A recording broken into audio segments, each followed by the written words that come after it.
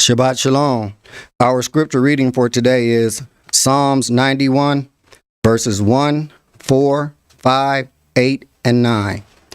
He that dwelleth in the secret place of the Most High shall abide under the shadow of the Almighty.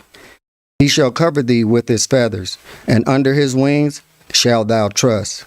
His truth shall be thy shield and thy buckler.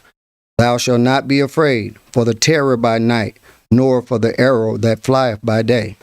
Only with thine eyes shalt thou behold and see the reward of the wicked, because thou hast made Yahweh, which is my refuge, even the Most High, thy habitation.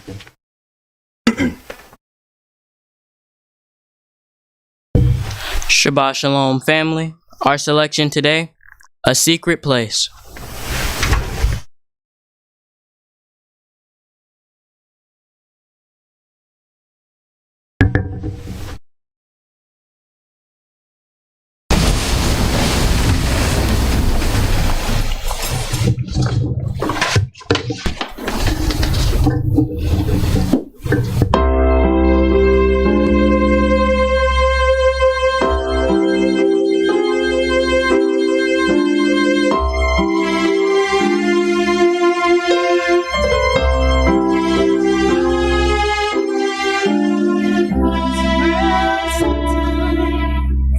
Seems cruel and cold, and pain doth pierce my very soul. But there's a place, a secret place, a place where I can go.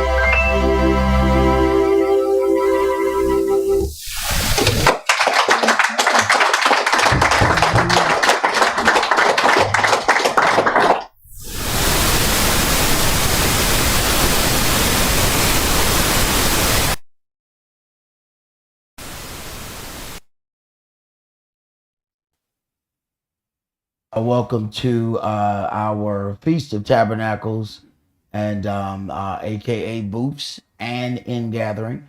And we will go over those things.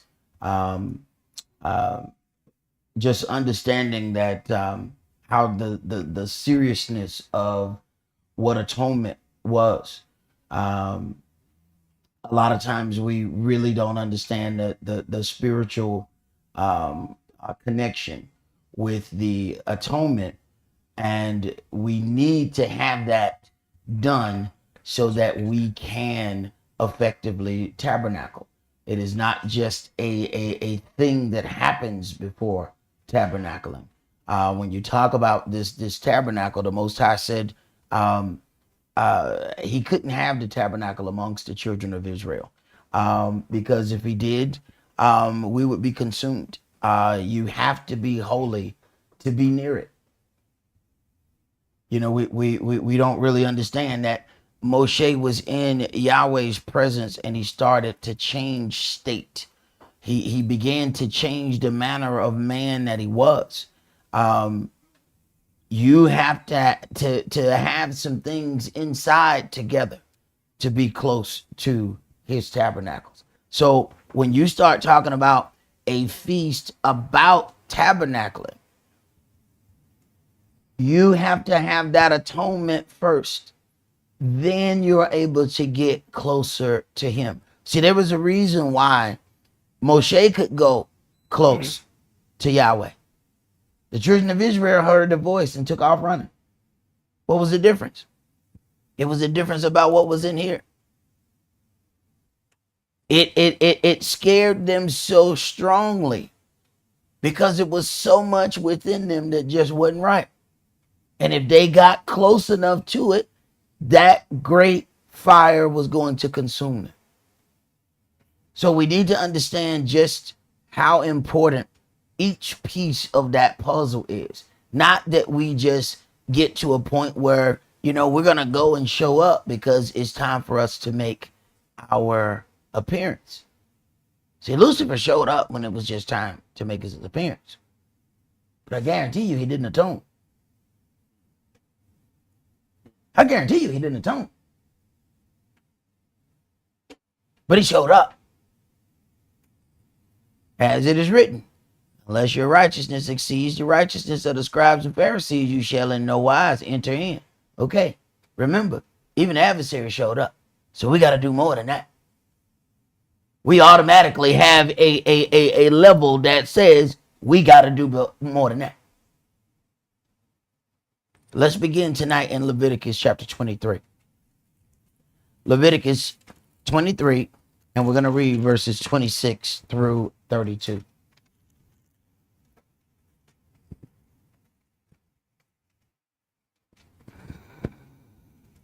Verse 26.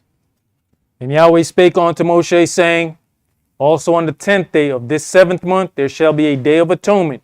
It shall be a holy convocation unto you, and you shall afflict your souls, and offer an offering made by fire unto Yah.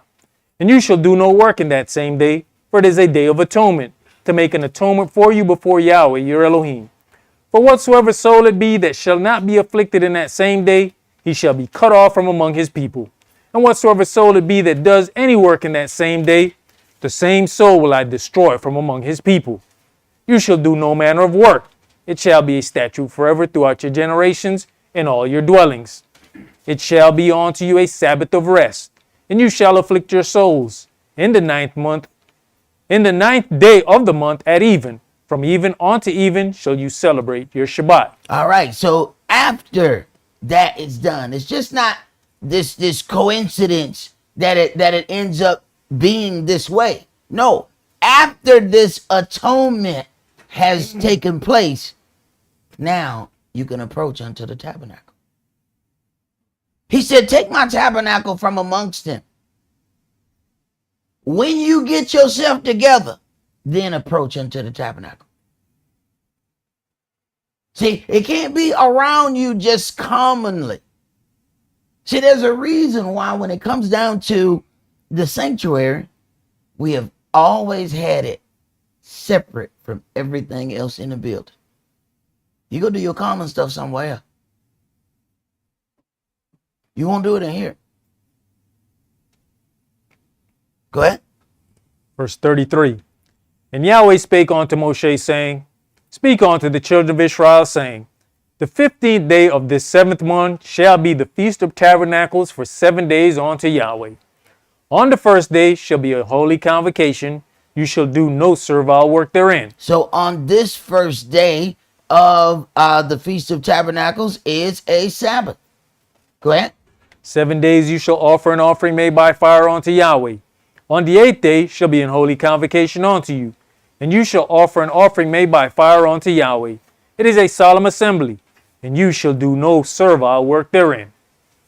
These are the feast of Yahweh which you shall proclaim to be holy convocations. Now understand, we get into certain parts where it says, you should do no servile work. A lot of times, people say, okay, well, it's a Sabbath. We can't do any work. You do know that don't have anything to do with the priest, right? And it ain't like it was just one priest. All them got work to do. They can't sit around and say, it's the Sabbath, so we're going to go over here and sit on. No. When at the same time, he says, you shall do no servile work.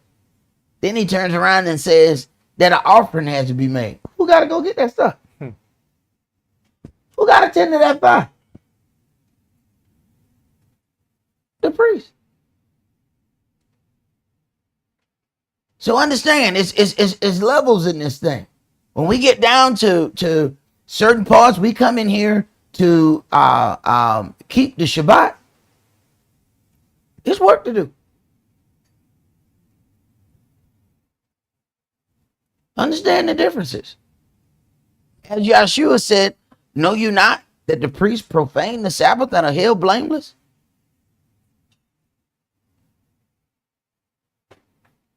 Some of these people, by the time you see them, you seeing them the second and third time they done been up here. Please don't think when you walk in the door and you see somebody that they just got here because you just got here. No, you just got here. Some of these people done been up here 2-3 times. Went back home. Understand? The priests profane the Sabbath. They got work to do. Go ahead. Verse 37. These are the feast of Yahweh which you shall proclaim to be holy convocations, to offer an offering made by fire unto Yahweh, a burnt offering and a meat offering, a sacrifice and drink offerings, everything upon his day. Besides the Shabbats of Yahweh, and beside your gifts, and beside all your vows, and beside all your freewill offerings, which you give unto Yahweh. Also in the 15th day of the 7th month, when you have gathered in the fruit of the land, you shall keep a feast unto Yahweh 7 days. On the first day shall be a Shabbat, and on the 8th day shall be a Shabbat. Okay, he has this set up. When you look at the other feasts, and it's a 7-day feast, it's just 7 days. But then he still had something going on. Now we're talking about, when you talk about the 8th day, you're moving on to a different level of spiritual things at that point. And we'll get into that in the days coming. Go ahead. And you shall take you on the first day the boughs of goodly trees, branches of palm trees, and boughs of thick trees, and willows of the brook. And you shall rejoice before Yahweh your Elohim 7 days. And you shall keep it a feast unto Yahweh 7 days in the year. It shall be a statute forever in your generations. You shall celebrate it in the 7th month. You shall dwell in booths 7 days. All that are Israelite born shall dwell in booths, that your generations may know that I made the children of Israel to dwell in booths when I brought them out of the land of Egypt. I am Yahweh, your Elohim. And Moshe declared unto the children of Israel the feasts of Yahweh. All right. So the first thing you hear when we talk about Feast of Tabernacles, you then also hear this statement of booths, which is, we're dealing with the same thing. But let's go and read these, the definition. Let's read the definition of tabernacle itself. From H168, Ohel. From H166, a tent as clearly conspicuous from a distance, covering, dwelling place, home, tabernacle, tent. All right. So as we have this tabernacle then, and we have this feast of tabernacles, there's something else that you're gonna encounter when we deal with this. You're gonna run into the writing where it says the feast of ingathering. So let's read the definition of ingathering. Ingathering from H614, Asif. Ingathering, harvest from H622, gathered. That is abstractly a gathering in of crops. Ingathering. So then he has this tabernacle, which is your dwelling place, but then it is also called the feast of ingathering, which is your harvest. I want you to read the note that's there on Exodus 23. Exodus chapter 23 and verse 16. And the feast of harvest, the first fruits of your labors, which you have sown in the field, and the feast of ingathering, which is in the end of the year, when you have gathered in the labors out of the field. So then, as we are gathering the last things that Yahweh has brought forth for us to sustain ourselves, then he has this feast. We notice at this point, the weather's changing. This is when we're gathering in our last thing. We're not going to be planting or trying to grow anything for a couple months. So he has this so that we understand that it is him that provides for us. If you notice, everybody or all of the entities who want to do this new world or one world government, they try to make a system out of everything. The whole part of that system is for you to absolutely remove all things of Yahweh. If you are completely covered in stores and automated things, the last thing you think about is whether or not it rained. You don't care whether or not it rained. If your food is grown in a factory, what you care about whether or not it rained?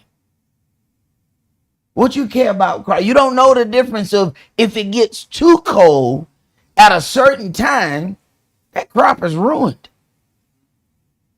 None of that. You don't have to think about asking Yahweh for anything. Why? Because the adversary, the devil, has set up a fake food producing plant that you ain't got to think about Yahweh at all. So this whole design that man had is for you to not deal with anything.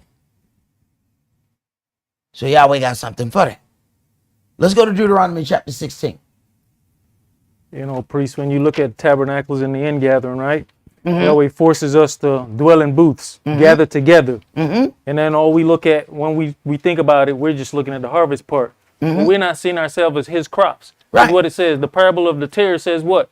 Right. You can gather the wheat and the tares. Right. As the children of Israel and the children of the wicked one. Oh, no doubt.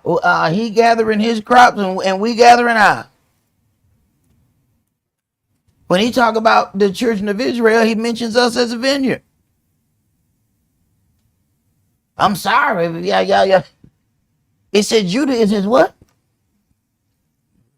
Pleasant plant. Come on, man. Thank y'all for showing up tonight. Yeah. Deuteronomy 16. Let's read verses 1 through 17. Observe the month of Abib and keep the Passover unto Yahweh your El. For in the month of Abib, Yahweh your El brought you forth out of Egypt by night. You shall therefore sacrifice the Passover unto Yahweh your El of the flock and the herd, in the place which Yahweh shall choose to place his name there. In the place which Yahweh shall choose to place his name there. This is a part that we tend to just gloss over. Where people want to do things here, there, and yonder. Hold on. There are some things that are only supposed to be done where he has placed his name. Where he placed his name is where his spirit is. And if you don't believe his spirit is in that place, why are you gathering there?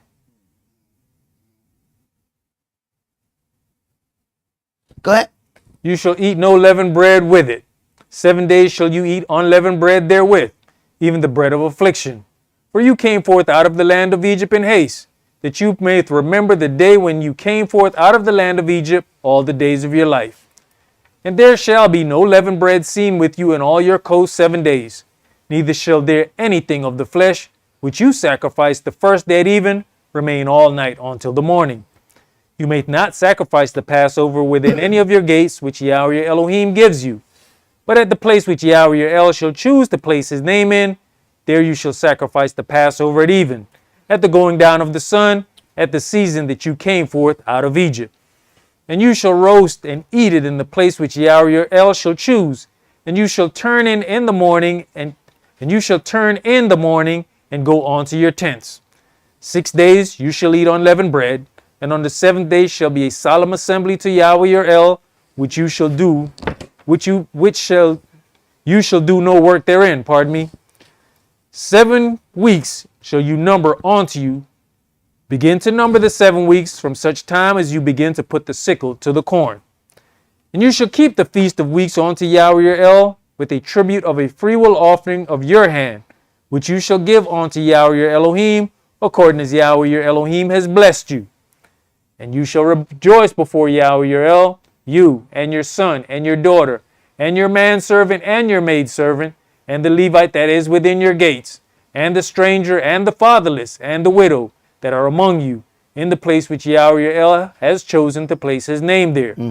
And you shall remember that you was a bondman in Egypt, and you shall observe and do these statutes. If we're going to remember that we were a bondman in Egypt, that means that we're going to be considerate as to how we treat people in general, not just our people, not just the people who you might encounter who have fringes on, not just the people who you encounter who may have a kufi on, not just the people who you encounter who have their loins covered. If you're going to remember that you were a bondman in Egypt, then we're going to remember some things, and that's going to encourage us to treat people a different way. That means we don't get reckless when we in charge and just go to, swinging the hammer because we got one. We're going to remember when we were on the other side of the hammer. That means you operate your hammer differently. Go ahead. You shall observe the Feast of Tabernacles 7 days. After that you have gathered in your corn and your wine. And you shall rejoice in your feast, you and your son and your daughter, and your manservant and your maidservant, and the Levite, the stranger and the fatherless and the widow that are within your gates. That are within your gates.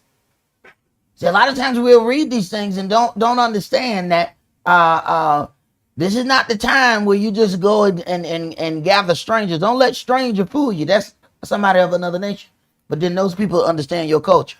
Because anybody who works around Israel has to understand Israel. They learn to understand, oh no, it's coming toward the 7th day. They're not going to work. Oh, no. It's coming toward their holy days. No. They finna start doing something different. Don't think when you read stranger that it means heathen. That you just going to go and pick up some heathen. Oh, they're going to tear your feast up. You trying to eat some lamb and they done brought some pork chops in a bag? What?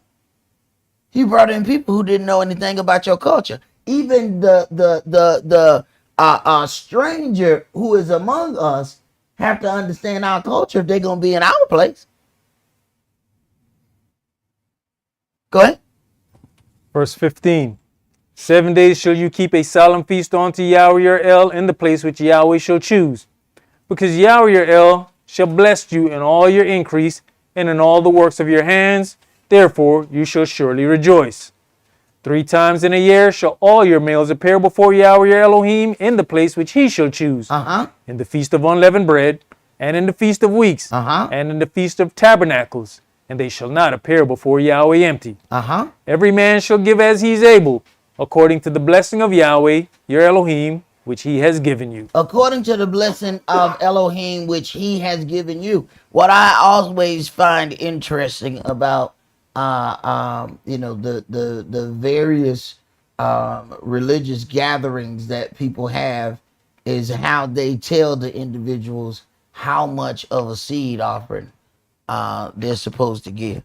I think that is hilarious. But what is also hilarious is how we stand up and do it. And when I was amongst those situations, I did it too. But that's because we didn't read none of this book. All we did was sing and